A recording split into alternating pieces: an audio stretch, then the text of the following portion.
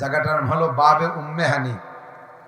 যেই গেটটার নাম ছিল আগে বাবে উম্মে হানি, সে জায়গা এখন ভেঙে চুরে চেনার মতো কিছু রাখে নাই সৌদি সরকার, বড় করে বেলাইছে।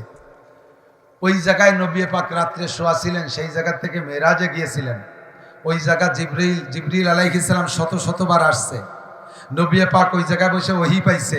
আবু বকর, উমর, উসমান, আলী সাহাবায়ে কেরাম ওই জায়গায় বসে নবী পাকের কাছ থেকে তিলাওয়াত শুনছে। সেই জায়গায় বসে প্রতিযোগিতার অনুষ্ঠানের মঞ্চে বৈশা সৌদি আরবের ছেলেরা পারে নাই, মক্কার ছেলেরা পারে নাই, মদিনার ছেলেরা পারে নাই, জিদ্দার ছেলেরা পারে নাই, রিয়াদ তায়েফের ছেলেরা পারে নাই, সৌদি আরবের আরো অনেক দেশের ছেলেরা পারে নাই। তার ভিতরে আমার বাংলাদেশের ছোট্ট বাচ্চা সালেহ আহমদ তাকরিম বিজয় লাভ কইরা 111টা দেশকে পিছে বেড়াইয়া বাংলাদেশের পতাকাকে উড্ডীন করে সেখানে বাংলাদেশের মর্যাদাকে লাখো কোটি গুণ বাড়াইয়া বাংলাদেশে নিয়ে আসছে। কথা বলেন ঠিক ঠিক না? সে জায়গার জন্যই তো রাত 3টের সময় একটা স্লোগান দিলে না, তার জন্য তো কোন জায়গায় একটু লাফাইলে না। তুমি কার জন্য লাফাও, কার জন্য ভালাও, ভালো করে মনে রাখো, যার সাথে লাফাইতেছো কিয়ামতের ময়দানে তার সাথে তোমাকে জাহান্নামে যেতে হতে পারে। আর মুসলমান ছাড়া অন্য কোন জাতি ভেস্তে যাবে? একটু জোরে কর না, ভয় পাচ্ছেন নাকি? মুসলমান তাও মুসলমান হতে হবে, মাজারিয়ে বাজারিয়ে মুসলমান মুসলমান না। যেভাবে মাজারে ঢোল তবলা জুড়ি গান বাজনা দিয়ে জৈটিও মৈসো বগল পাল্টি লাফালাফি করে, আল্লাহর কিরে ইসলাম ওরকম না। কথা কন, ইসলাম ওরকম। ইসলাম যদি ওইরকম হতো তাহলে ওই ইসলামের দ্বার দাঁড়তাম না, ওই ইসলাম গ্রহণই করতাম না। ইসলাম মুহাজ্জাব, ইসলাম পরিষ্কার, ইসলাম পরিচ্ছন্ন। ইসলাম ইন্নাল্লাহ জামিল ইউহিব্বুল জামাল, আল্লাহ সুন্দর পছন্দ, আল্লাহ সুন্দর, আল্লাহ সৌন্দর্যকে পছন্দ করে। এই সুন্দর আর সৌন্দর্যের মাপকাঠি আর মডেল আল্লাহ তাআলা দিয়েছেন। নবী পাক হলেন সৌন্দর্যের মাপকাঠি, সাহাবায়ে কেরাম হলেন সৌন্দর্যের মডেল। তারা যেভাবে ইসলাম পালন করেছে সেই রকম ইসলামের নামে ইসলাম। সে জায়গা মাজারে সিজদা হয় না, সে জায়গা মাজারে লাল পতাকা নাই। নবী পাকের মাজারের চাইতে বিশ্বে আর কোন দামি মাজার হতে পারে? জোরে বলেন পারে? সমস্ত নবী রাসূলদের মাজারকে একত্রিত করলে আমার নবীর মাজারের মতো হয় না। বাঙালি ভন্ডরা যাইয়া সে জায়গা যে নবী পাকের কবরকে সামনে করে মদিনায় যাইয়া যারা একটু হজে যায়, ওই ভন্ড পার্টিরও কেউ যাইতো, যাইয়ে সে জায়গা কবরকে সামনে করে মুনাজাতে দাঁড়ায় যায়। আর সাথে সাথে সৌদি আরবের মোটা মোটা পুলিশরা গেটেই ধরে ঘুরে দেখায়, ইয়া হাজ হাজা শিরক, হাজী সাহেব তুমি যা করতেছো এটা শিরক, ইস্তাকবিলিল কিবলা, কিবলার দিকে ফেরো, ওয়াইজা সালতুম ফাসআলুল্লাহ, চাইতে হলে আল্লাহর কাছে চাও, লিমা তাসালু ইনদা মুহাম্মদ, মুহাম্মাদের কাছে কি চাও, হুয়া ইনসান, সে মানুষ, ওয়া আনতা ইনসান, তুমিও মানুষ, লা শাইয়া ফি ইয়াদিহি, মুহাম্মাদের হাতে কিছুই নাই, কুল্লু শাই ফি ইয়াদিল্লাহ, সবকিছু আল্লাহর হাতে। জোরে বলেন কার হাতে? কাছেই ওয়াইজা সালতুম ফাসআলুল্লাহ, তুমি মুহাম্মাদের কাছে যে শিরক করতেছো। আর আমার দেশের সাধারণ মানুষ যে বাবার কাছে চায়, পীরের কাছে চায়, সে জায়গা যে সিজদা দেয়, জোরে কন্না নাউজুবিল্লাহ। এই শিরক থেকে বাঁচানোর জন্য আমার নবীকে আল্লাহ তাআলা পাঠিয়েছেন। আমরা কোনো প্রকার ইহুদ নাসারাকে সমর্থন করব না। পাক্কা সহি মুসলমান হয়ে দুনিয়া থেকে যাওয়ার জন্য আহলে হক উলামায়ে কেরামের অনুসরণ করে চলবো। রাজি আছেন ইনশাআল্লাহ? ধর্মের যে কাজই করব আহলে হক উলামায়ে কেরাম। ইদানিং আমাদের ভিতরে মুসলমান নামধারী ফেতনাও কি পরিমাণ আছে তা তো সকলের কাছে প্রসিদ্ধ। কাদিয়ানি একটা আছে, না বললে নয়। আমি যদি একটু না বলি তাহলে নবী বলবেন যে এত মানুষকে পেয়ে তুমি আমার বড় শত্রু আর একটা কাদিয়ানি, তার সম্পর্কে কিছু না বলে চলে আসলে কেন? আমাদের শেষ নবীর নাম মুহাম্মদুর রাসূলুল্লাহ। একটু সবাই বলি, শেষ নবীর নাম কি? মুহাম্মদুর রাসূল। আর কোন নবী আসবে? দরকার আছে? কোন নবীর দরকার নাই। গোলাম আহমদ কাদিয়ানি কে নবী না কাফের? সত্য না ভণ্ড? তারে যারা এই জায়গা বসে আমি এই ডাক সাইডে জিজ্ঞেস করলাম সত্য না ভণ্ড, হক না ভণ্ড, এই কথা বলতে যারা চুপ করে থাকবেন একটু মুখ খুলবেন না, তাদের সিদ্ধান্ত, তাদের ব্যাপারে ফয়সালা ভিন্ন রকম হবে। আপনি এ ব্যাপারে কি পান? ইমানি দুর্বলতার প্রমাণ দেবেন না। ও দোস্ত, মুখ খুলে বলতে হবে গোলাম আহমদ কাদিয়ানি মুমিন না কাফের? ওকে যাদের হাতে ক্ষমতা আছে কাফের বলে স্বীকৃতি, হ্যাঁ থাকবে, তারা থাকবে, এদেশে থাকবে, আমরা তারা বাড়াই মারিয়ে ফেলতেছি না তাকে। তার ভক্তদের তার থাকতে পারে, তারা এদেশে থাকতে পারে। বাংলাদেশ স্বাধীন দেশ, বাংলাদেশ সরকার ঘোষণা দিয়েছে ধর্ম নিরপেক্ষ দেশ, প্রত্যেক ধর্মের লোকই থাকতে পারবে। হিন্দুরা থাকে, বুদ্ধরা থাকে, খ্রিস্টানরা থাকে, ইহুদি থাকে, নাসারা থাকে, নাস্তিক থাকে, মুরতাদ থাকে, মুশরিক থাকে, কাফের থাকে। আমরা মুসলমানরা আছি, ফাঁকে ফাঁকে অন্য কোনো জাতি নতুন যদি আসে তারাও থাকবে। এদেশে তাদের জায়গা জমি আছে, কিন্তু তারা তাদের নিজস্ব পতাকার পরিচয় নিয়ে থাকবে। আমাদের পতাকার পরিচয় নিয়ে তাদেরকে এদেশে থাকতে দেওয়া হবে ঠিক কি ঠিক না? তারা পরিচয় দেয় আহমদী মুসলিম জামাত। আহমদী মুসলিম জামাত আমাদের পতাকার তলে তারা এসে দাঁড়াইতে চায়।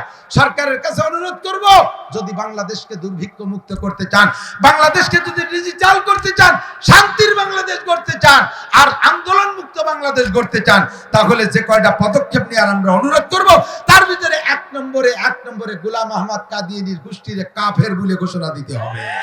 ঠিক কি ঠিক না? গোলাম আহমদ কাদিয়ানীর গোষ্ঠী মোমেন না কাফের? তাদেরকে কাফের ঘোষণা দেওয়ার দায়িত্ব যাদের, তারাও যদি কারো দ্বিধাদ্বন্দ্বের ভিতরে থাকে, তারাও যদি দ্বিধাবোধ করে আর কেমন কেমন করে, তাহলে আল্লাহ তাআলা তাদেরকে প্রমাণ করে নেবে যে তোমাদের ঈমানের মধ্যে দুর্বলতা আছে, তোমরাও সেই দলের অনুসারী। থাক তারা দেশে কিন্তু কাফের নামের পতাকা নিয়ে থাকবে, আহমদী মুসলিম জামাত পতাকা নিয়ে থাকতে পারবে না। 2 নম্বর আরেকটা ফিতনা আছে, আমার যুবক ভাইরা খেয়াল রাখবে। আমার বুড়ো বাবাদের কাছে আসে না, কারণ বুড়োদের একটা স্বভাব ভালো আছে, আমি সব জায়গায় বলে থাকি, বুড়োরা বুড়ো হয়েছে যা করতে করতে ওই অবস্থায় মরতে চায়। বুড়োরা কোনো নিউ কোনো কিছু নিতে চায় না। বুড়োরা দিন বদলে বিশ্বাসী না, কয় না আগেও যা করেছি এখনো, আগেও মিলাদ পড়ছি এখনো পড়বো, আগেও মরা মানুষের বাড়ি খাতাম এখনো খাবো, এই বই কইয়ে গাই ধরে পড়ে থাকে। এই একটা গুণ বুড়োকে আছে, তাই বলে আর সব জায়গা আবার ওটা ভালো না। বেদাতরে একদিন চিনতেন না, আমরা চিনেই দিছি বেদাত। চিনার পরে বেদাত তো ছাড়া যাবে, কথা বলেন? চিনার পরে বেদাত ছাড়া যাবে না, চিনার পরে বেদাত ছাড়বেন। বাকি সুন্নত যেটার পর আছেন ওইটার পর আপনি অটাল অবিচল থাকবেন। কিন্তু যুবকরা দিন বদলে বিশ্বাসী, ওরা ডেলি নতুনত্ব পছন্দ করে। এতদিন এক কায়দায় ধর্ম পালন করে এসছে, এখন আইছে আরেক বদমায়েশ, নাম তার আবিষ্কারকের নাম হলো বায়েজিদ খান পন্নী। তার তলে নাই কিছু, তলা হয়ে গেছে সন্নি। সে শয়তান মরছে, তার একটা খলিফা রেখে গেছে, নাম তার সেলিম, হযরত সেলিম, পীরে কামেল সেলিম, মিস্টার ইবলিসের খালাতো ভাই সেলিম। কথা কন? বদমাশ, টুপি নাই মাথায়, ইমামতি করে, নামাজ পড়ে, পিছনে মুসল্লি নারী পুরুষ সব কাতার দিয়ে দাঁড়ানো।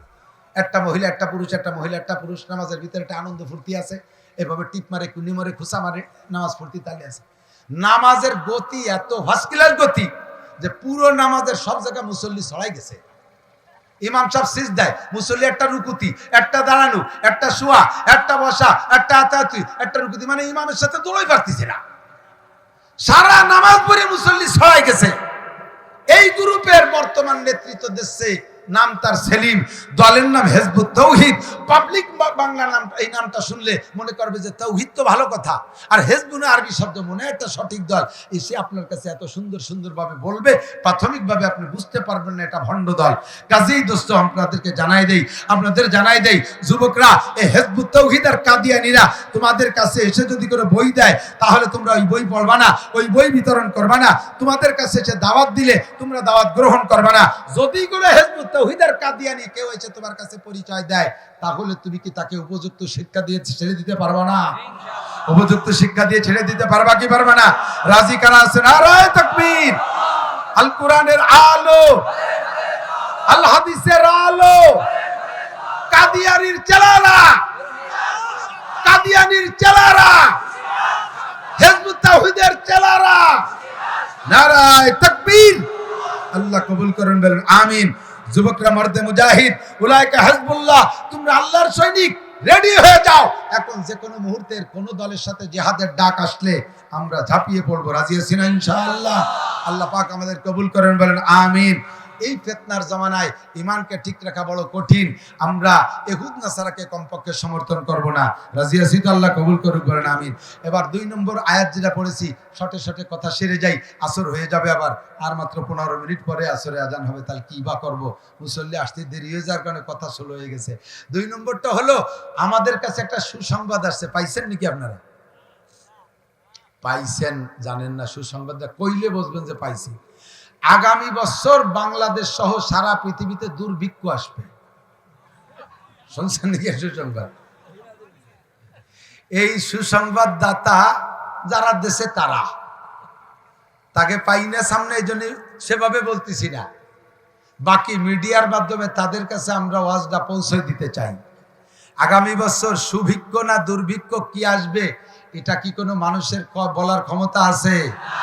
ওমা তাদরি নাফসুম মাজা তাকসিবু গাদা।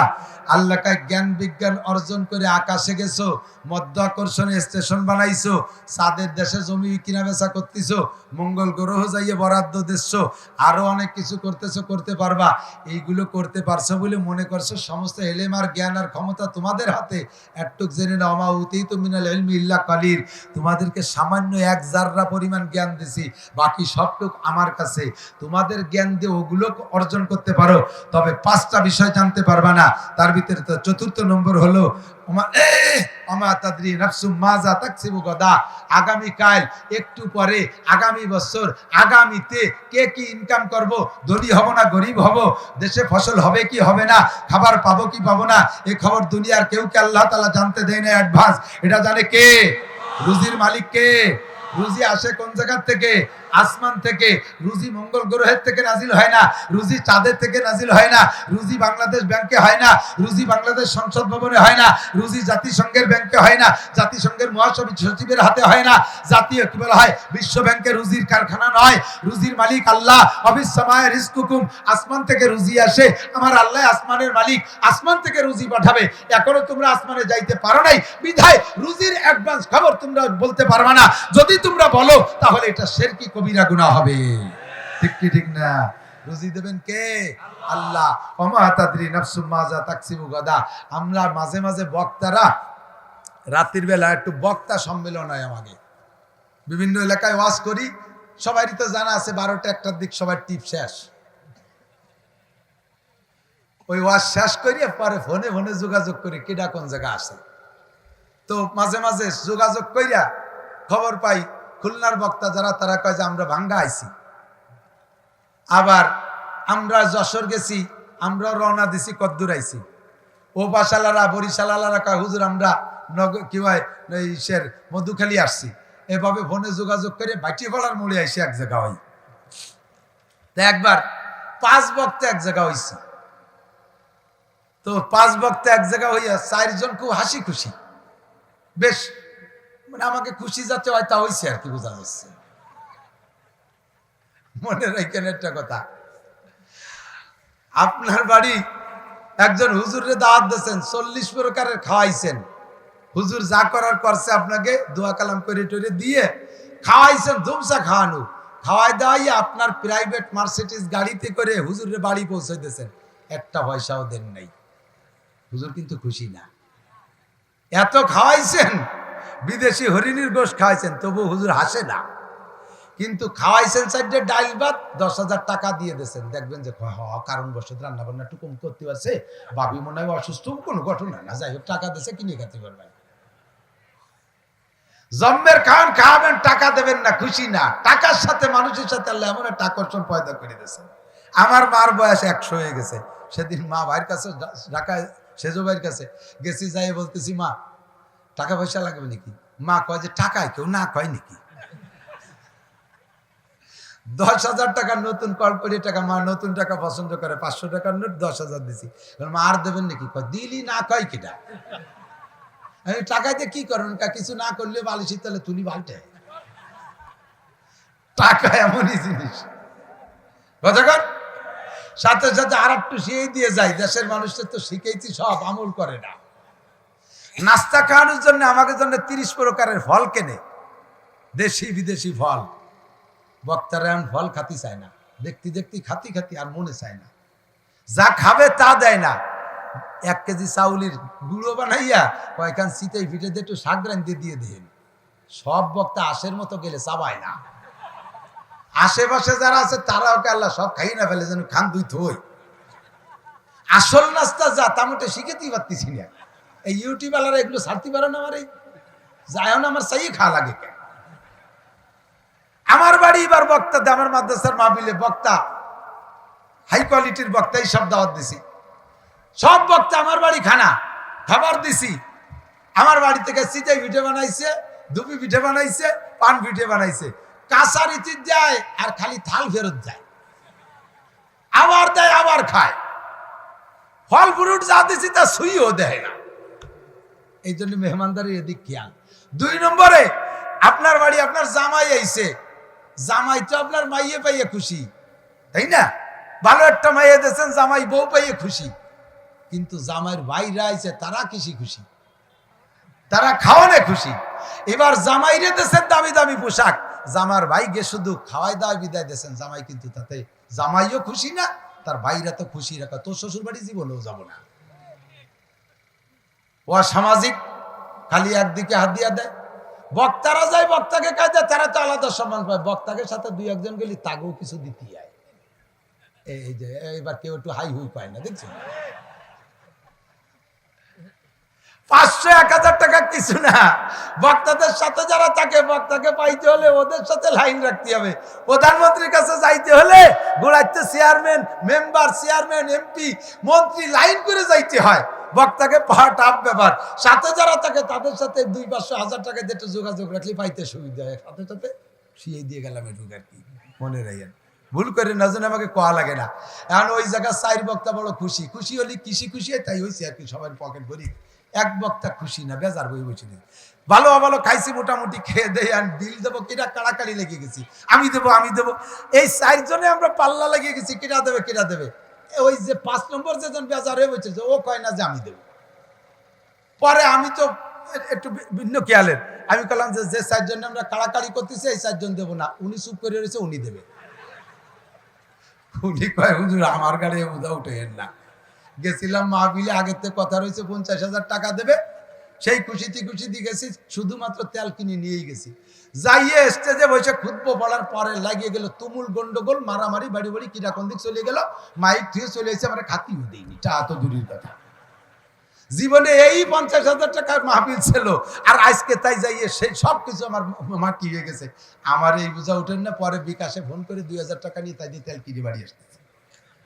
ওর তো প্ল্যান ছিল আজকে 50,000 টাকা পাবে, সে জায়গা থেকে খালি হাতে চলে আসা লাগে। এরকম বহুত জায়গা আমাদের ঘটে, বহুত জায়গা আমাদের ঘটে। তাহলে আগামী বছর কি খাবো আর না খাবো, কামাই করব না করব, এটা কি সরকার জানে? জাতিসংঘের মহাসচিব জানে? জো বাইডেন জানে? চীনের প্রেসিডেন্ট জানে? রাশিয়ার প্রেসিডেন্ট জানে? জানে কে? জোরে বলেন, কে জানে? আল্লাহই জানে। ভবিষ্যৎবাণী ভাবে দিয়েন না। বলেছিলেন বাংলাদেশে করোনা ঢুকতেছে, পাইকারি দরে মানুষ মরে সাপ হয়ে যাবে, বিশ্বের সবচাইতে বেশি মানুষ মরবে করোনায় বাংলাদেশে। আমরা উলামায়ে কিরাম এ জায়গা গাত বাদায় বলছিলাম যে না, বাংলাদেশে ওই রকম মরবে না, ইনশাআল্লাহ মরবে না। মরবে না তার প্রমাণ আমরাই করে দেখাতে সক্ষম হয়েছি। দোয়া করছি, আল্লাহর কাছে কবুল করেছে। সব জায়গা কিছু না কিছু নিয়ম নীতি মেনে চলছে। করোনার সময় আমরা মাদ্রাসাগুলো গোপনে পিছনের দরজা, পিছন দিয়ে দরজা কাটিয়ে দরজা বানাইয়া মাদ্রাসাগুলো খুলছি। প্রত্যেকটা মাদ্রাসার ভিতরে জায়গার সংকট, ছাত্র সংখ্যা বেশি। ওই সময় ক্যাসিং দিয়া, ইলিশ পাইলিং দিয়ে ঠ্যাঙের মধ্যে পাও বই দিয়ে কাট কাট করে শুয়াইছি। একটা নাকের নিষেধ বেরোয়, আর একটা নাক দিয়ে বিয়ে পিছন দিয়ে বেরোয় গেছে। তবু আল্লাহর রহমতে সারা বাংলাদেশে একটা আলেম তালবে আলিম করোনায় মারা যায় নাই। কথা বলেন ঠিক ঠিক না? ও দোস্ত, তোমরা ভবিষ্যৎবাণী দিবে একরকম, আল্লাহ দিয়েছে, নবী দিয়েছে আর এক রকম। আল্লাহ, নবী, আল্লাহ এবং রসুল যেটা দিয়েছে আমরা সেই ভবিষ্যৎবাণী নিয়ে সামনে চলি। সামনে বছর দুর্ভিক্ষ বাংলাদেশে হবে না। আপনারা একমত? একমত? সামনে বছর বাংলাদেশে দুর্ভিক্ষ হবে না। এখন যদি দুর্ভিক্ষ হয় কি এলি, পেঁয়াজ হলো না, পাট হলো না, ডাল হলো না, সে দুর্ভিক্ষ তো হয়েই গেলে শেষে। এনকা হুজুর আপনি কইলেন যে আমাকে শাকপাল দিয়ে চকে বসে আমাদের নিয়ে কইলেন দুর্ভিক্ষ হবে না, ও দুর্ভিক্ষ এসে গেছে। আমি বলবো আমার কথা মানেন, আল্লাহর কথা মানেন, সরকারকে বলবো আপনিও মানেন। আমাদের এই কথাগুলো যদি মানেন, আল্লাহর কসম, আল্লাহর 99 নামের কসম, আল্লাহর জাতের কসম, আল্লাহ পাক বলেছেন লাউ আন্না আহলাল কুরা আমানু ওয়াত্তাকাউ লাফাতাহনা আলাইহিম বারাকাতিম মিনাস সামাই ওয়াল আরদ। যদি তুমি আমার দুইটা কথা মানো, ঈমানদার হও আর মুত্তাকিন হও, আমি আসমান থেকে রহমত, জমিন থেকে বরকতের দরজা খুলে দেব। এই জগতে তোমাদের জন্য দুর্ভিক্ষ হবে না। কথা বলেন ঠিক কি ঠিক না? এর জন্য আল্লাহ রসুল বলেন দুর্ভিক্ষ ঠেকানোর জন্য একটা ওজিফার পর আমল করো। হুজুর বলেন মান হাফাজা আলাস সালাওয়াত। এই সময় কম বিদায় তাড়াতাড়ি বলতেছে, সাবানু সারা গিলা লাগতেছে, কান কাটা রাখবেন, শুনি সত্যি পারবেন না, এদিক থাকেন। আল্লাহ নবী বলেন যেই ব্যক্তি 5 ওয়াক্ত নামাজ ঠিক করে পড়বে, কয় ওয়াক্ত? আল্লাহ রসুল বলেন তারে 5টা পুরস্কার দেবে আল্লাহ। কে দেবে? কয়টা জানা আছে না? 1 নম্বরটার নাম কি? দুনিয়ায় অভাব থাকবে না। দুনিয়ায় কি থাকবে না? নবী বলেছেন না কথা? নবীকে নিজের থেকে বলছেন, উপর থেকে শুনে বলছেন? উপর থেকে জেনেই বলছেন, ওখানে লাইন করে বলছেন যে ব্যক্তি 5 ওয়াক্ত নামাজ পড়বে তারা 5টা পুরস্কার দেবে, 4টে মরার পরে একটা দুনিয়ায় যেটা দেবে সেটা হলো দুনিয়ায় অভাব হবে না, দুনিয়ায় অভাব হবে না। তাহলে দুনিয়ায় অভাব হবে না, দুর্ভিক্ষ হবে না, এই ভবিষ্যৎবাণী দিলাম। এই দুর্ভিক্ষরে ঠেকানোর জন্য যেটা লাগবে এইটা করে দেন, তাহলে দুর্ভিক্ষ হবে না ইনশাআল্লাহ। কথা বলেন ঠিক ঠিক না? 5 ওয়াক্ত নামাজ ঠিক করে পড়েন, দুনিয়ায় অভাব হবে না। এখন বাংলাদেশ সরকারকে বলবো, দুর্ভিক্ষ আসার সুসংবাদ দিলেন কে? দিয়েছেন যখন, তখন আমরা পরামর্শ দেই দুর্ভিক্ষরে ঠেকাইতে হবে। এ ব্যাপারে আপনি সরকার আমাদের সাথে আসতে হবে। সরকার বলবে, মিয়া দুর্ভিক্ষ ঠেকবে কিসে বলো?